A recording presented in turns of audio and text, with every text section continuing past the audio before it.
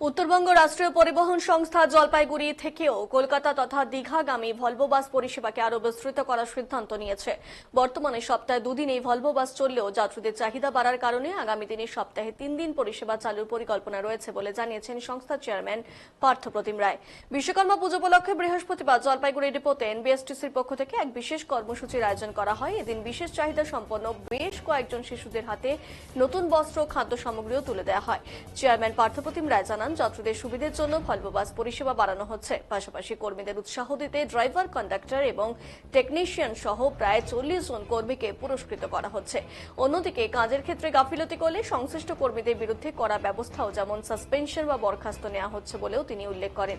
এছাড়া জলপাইগুড়ি ডিপোতে যাত্রীদের জন্য আধুনিক শেড তৈরি করা হবে, বসানো হবে কিউআর কোড সুবিধে, যাতে যাত্রীরা সহজেই টিকিট বুক করতে পারেন। নতুন বাস সংযোজন হলে এখান থেকে আরও বেশি সংখ্যক গাড়ি চালানোর পরিকল্পনা রয়েছে। সংস্থার পরিকাঠামো উন্নয়নে টেন্ডার প্রক্রিয়ার মাধ্যমে প্রয়োজনীয় পদক্ষেপ গ্রহণ করা হবে বলে আশ্বাস দিয়েছেন তিনি। এদিন অনুষ্ঠানে সঞ্চালনা করেন এনবিএসটিসির কর্মী জয়দীপ মিত্র।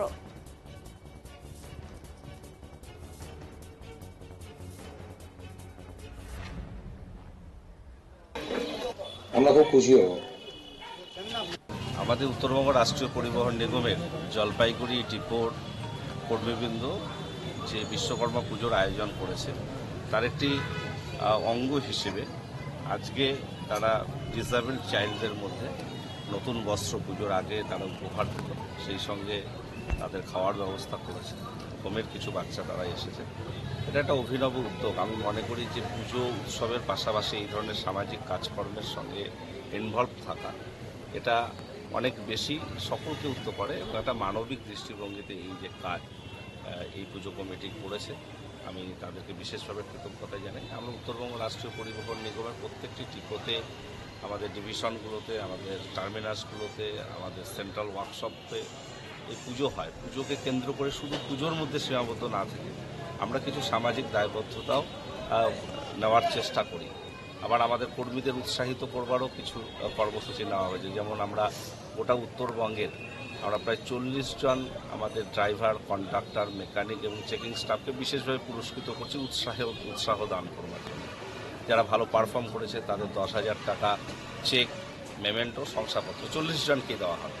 কুচবিহার ডিভিশনের প্রোগ্রাম গতকাল হয়ে গিয়েছে। আগামীকাল শিলিগুড়িতে এই কর্মসূচিটি হবে। শিলিগুড়ি ডিভিশনের 5টি ডিপোর এই কর্মীদের নিয়ে, এবং সেখানে মাননীয় মন্ত্রী শ্রী স্নেহাশিস চক্রবর্তী নিজে উপস্থিত থাকবেন। তার হাত দিয়ে আমরা চেক, শংসাপত্রের মেমেন্টোগুলো তুলে দেব। আসলে আমরা উত্তরবঙ্গ রাষ্ট্রীয় পরিবহন নিগম দু ধরনের নীতি নিয়েছি। একদিকে পুরস্কৃত করা হচ্ছে, ভালো কর্মীদেরকে উৎসাহিত করা হচ্ছে, পাশাপাশি যারা নেগলিজেন্সি করছে তাদের অনেক সময় সাসপেন্ড করা, তাদেরকে কিছু সাময়িকভাবে বরখাস্ত করা, তাদেরকে কাউকে ফাইন করা, এই ধরনের কাজগুলো পারস্পরিকভাবে চলে। আমরা চাই যে উত্তরবঙ্গ রাষ্ট্রীয় পরিবহন নিগম ভালো করে পরিষেবা দিক এবং সকলে মিলে তাতে হাতে হাত দেয়। বলছি, এই ডিপোতে অনেক সমস্যা রয়েছে, যে সমস্যাগুলো আমরা ওয়াকিবহাল, এই ফ্লোর তৈরি করবার প্রয়োজনীয়তা রয়েছে। সেখানে আমাদের একটা সমস্ত যে টেন্ডার প্রসেসে জাস্ট রয়েছে, সেটা হয়তো পুজো পরবর্তী সময় কাজটা শুরু হবে। আমরা আরও কিছু কাজ এখানে করতে, যাত্রী শেড, একটা বসবার জায়গা, কিউআর কোড, এখানে খুচরোর সমস্যা রয়েছে, সেটাকে আমরা প্রায় অল্প সময়ের মধ্যেই আমরা বসাতে সক্ষম হব। কিছু নতুন গাড়ি পেলে এখান থেকে আরও কিছু গাড়ি দেওয়ার ব্যবস্থা, এই ধরনের কর্মসূচিগুলোকে আমরা বলছি, পুজোর মধ্যে নতুন কোনো গাড়ি বা কোনো কিছু? নতুন সে ধরনের গাড়ি নয়, আমরা ভলভো বাসটা 2 দিন চলে, সেটাকে 1 দিন এক্সটেনশন করাতে যাচ্ছি পুজোর মরশুমটায়। কারণ এখন টিকিটের আমরা দেখছি যে চাহিদা মানুষের বেশি রয়েছে।